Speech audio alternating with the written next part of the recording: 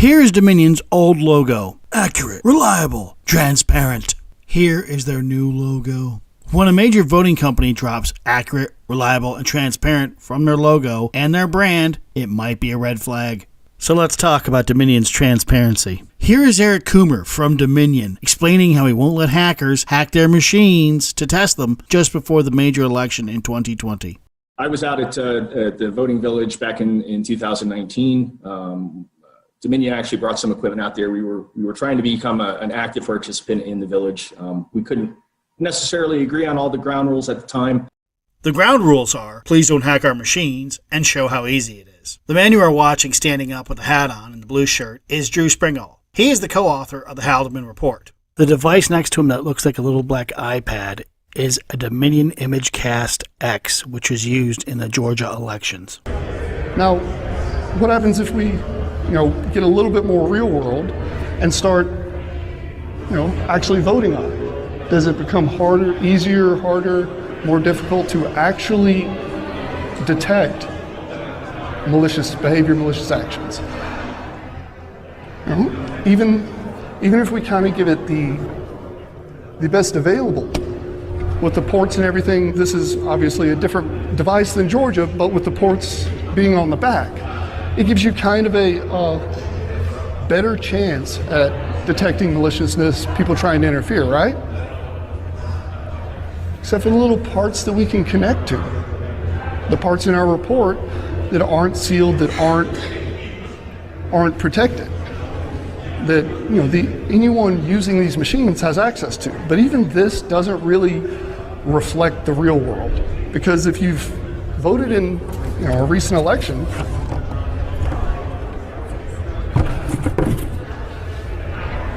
now how does that assumption about detectability behave? That assumption about a poll worker noticing someone interfering with the machine, whether it's, the Bash Bunny attacks. This is a Bash Bunny. It's basically a small hot-rodded thumb drive. A piece of hardware you can walk down, I think it's that way, and for I think about $50, pick up and purchase and walk off with. So, a lot of these assumptions start really impacting the feasibility and the analysis of it. Because whether it's facing you, facing away, with the screen, without the screen, this is still just one machine. Some places like State Farm Arena, we're talking about, a handful of poll workers monitoring lots and lots and lots of machines with lots and lots of locations that can be reached into, locations and ways to interact with them. This is a Bash Bunny. It's basically a small hot-rodded thumb drive. They usually have an arming sequence button, but you can strip the casing off and make them concealable like this. Remember when I said someone could come in with a hot rod thumb drive and go to work on those machines? This is just prepared for some fine-tuning. Someone can come in with a hot rod thumb drive and just go to work on this network. And I guarantee you this picture of these networked voting machines in this warehouse are a hell of a lot more vulnerable than voting machines set up in State Farm Arena. It's like they're practicing election insecurity. Remember when I said the people behind the Halderman Report completely outclassed the Secretary of State's staff? Well, Dminion felt the weight of this and commissioned MITRE, a respected government group, to issue a retaliation against the Halderman Report. And this is before the Halderman Report is public knowledge. Unfortunately, Dominion's commissioned MITRE report was full of over 50 errors, which the scientists from the DEF CON Voting Village quickly pointed out.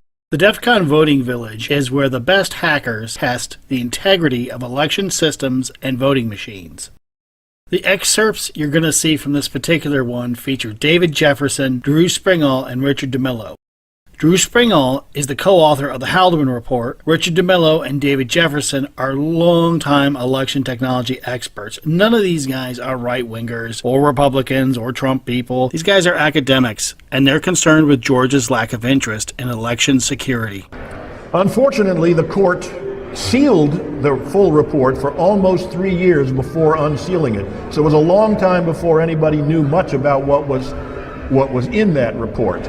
While the report was sealed, somehow Dminion, the manufacturer of the machine, who is not a party to the lawsuit, managed to procure a copy of the sealed report and enlisted MITRE Corporation to do what they called an independent review of the Halderman Springall report in reply to it.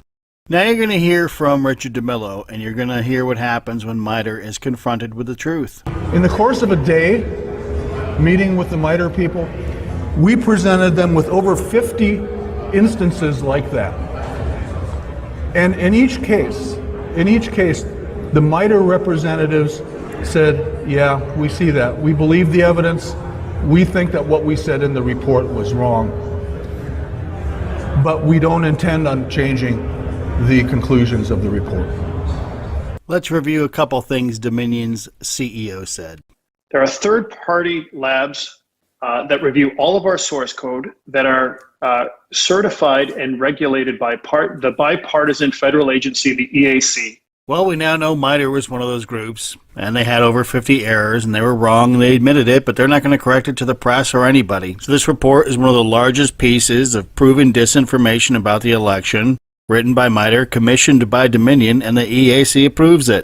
In the course of that meeting, face-to-face meeting, MITRE agreed that the errors were real, but refused to reconsider their conclusions in the light of those errors, refused a more formal peer review, told the press that they continue to stand by their conclusions despite those errors, and incidentally did not respond to an invitation from us to appear on this panel. We also invited Dminion, who also did not respond. We're going to hear another brief clip from Richard DeMillo. Richard DeMillo is going to tell you how politicians in Georgia responded to these guys. At every step along the way, the director of elections in the state of Georgia has tried to throw cold water on looking at any of the risk measures that you and I would consider to be important. Heading into the 2024 election, the Georgia Secretary of State refuses to update the voting machines. They claim it will be dangerous, but it's far more dangerous not to update the machines. Voting machines and voting materials have been stolen in Georgia for years. Remember when I spoke about Janine Evler, who ran Cobb County elections? She was their director, and they were taking in all the drop boxes, and they might have lost a drop box, and they were using their private vehicles. And I said, there's no way to keep track of this. One of her precinct managers drove their personal vehicle with 4 voting machines in it to a grocery store parking lot, and they got stolen. Everyday criminals do not care about voting materials, but savvy political operatives do. There are cases of stolen voting materials all around the country, and it makes election systems with machines that aren't updated even more vulnerable.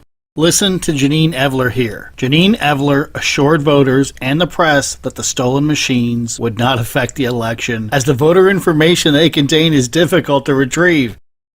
When kids as young as 7 can do it, and we've seen how easy it is to mess with the other machines, it's time to seriously question our election officials. What the hell is going on with fighting security measures? When the Cobb County Elections Director said the voter information was difficult to retrieve, we know that's just not true. And the guys on the right of this picture are playing Pong on a Dminion machine that they installed the Pong video game on, because it's easy for them to do.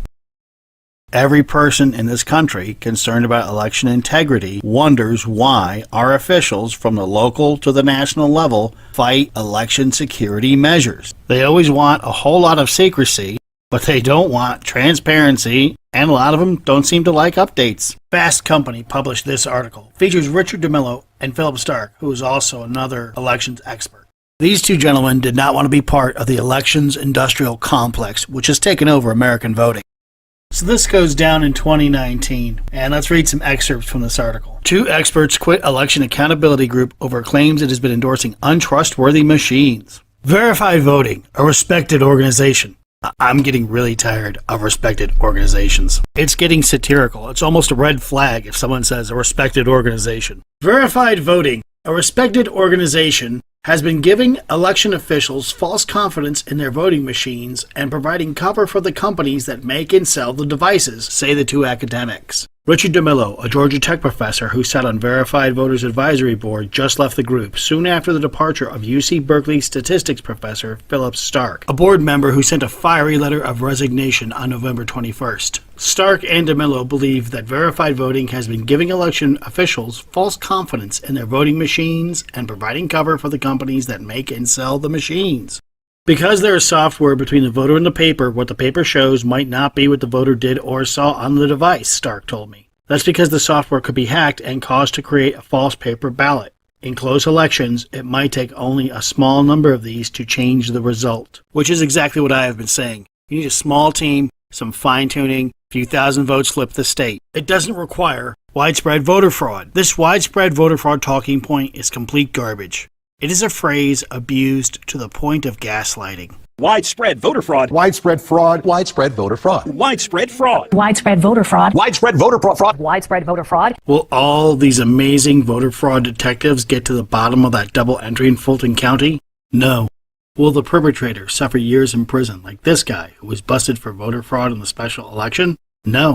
The very media who explained away the 950 ballots only for Biden, sometimes ignored the 130 ballots only for Trump, ignored this very suspicious double entry.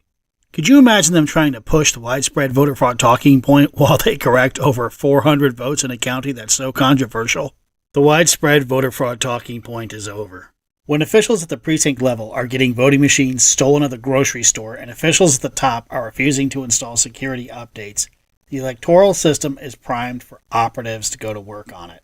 For every case of stolen voting technology we hear about, how many others go unreported? If I never showed you that suspicious double entry, would anyone ever know about it?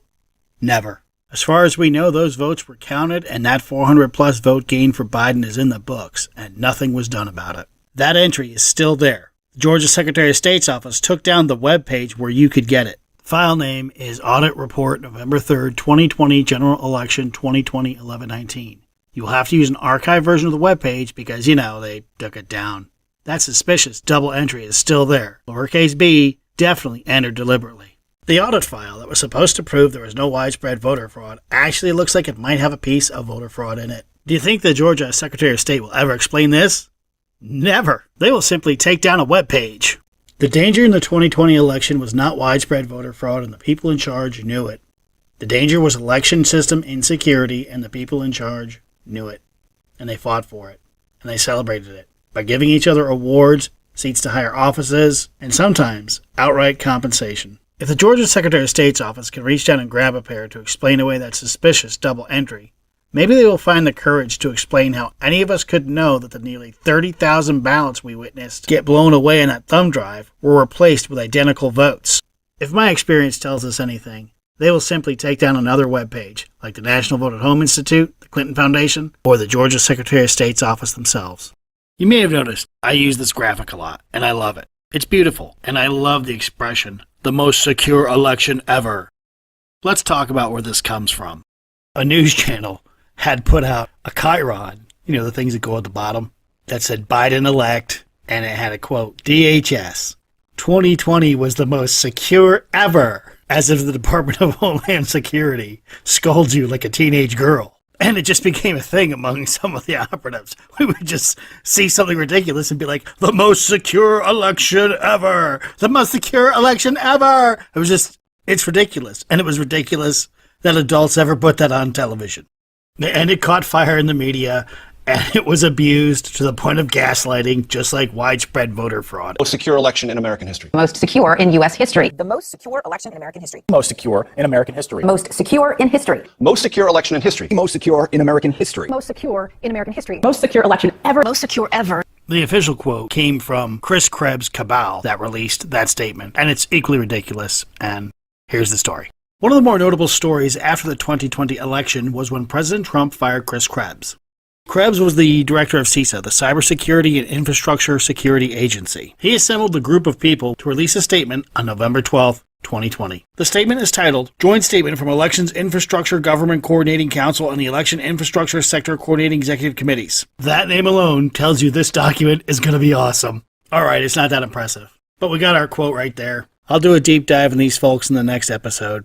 It's pretty incredible. The short version is that this is a phrase cooked up by political hacks who worm their way into our electoral system. Almost every person on that list knows each other, has donated to each other, worked together, except for one Republican who was an MSNBC producer, and he was the chief of staff for Joe Scarborough. I'm not kidding. I wish I was. The most secure election statement is so audacious because we already know these people have fought election security measures since day one. This judge's order says that Raffensperger's machines sucked in 2019, so they moved to Dominion. We know how the Dominion move went, but notice this DRE line. Where have we seen that?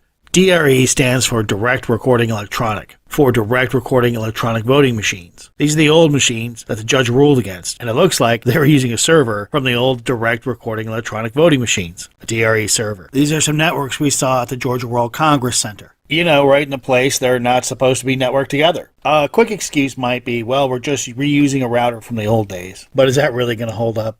So at this time, we're starting to get an idea of the groups causing total mayhem at our election infrastructure. There is so much to be covered at another time, but let's get back to Chris Krebs. After getting fired from CISA, Chris Krebs moves to the Commission on Information Disorder.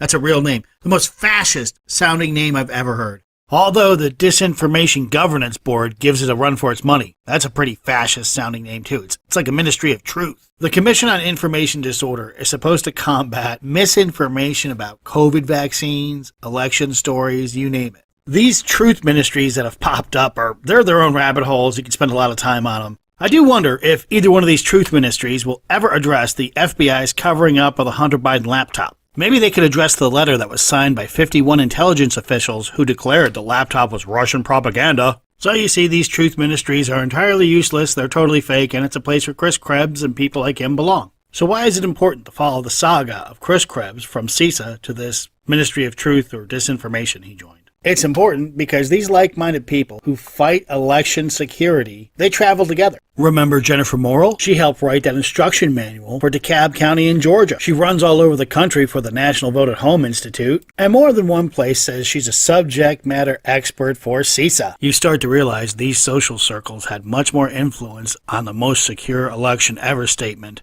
than someone like Chris Krebs could ever have. Here's Jennifer Morrill at Eric Coomer's barbecue in his backyard. Here's Eric Coomer in a nice-looking kitchen with Stephen Bennett of Dominion Voting Systems. Here's Stephen Bennett of Dominion Voting Systems with Georgia Secretary of State Guy Gabriel Sterling, who got us $200,000 from we don't know who. From the most secure election ever!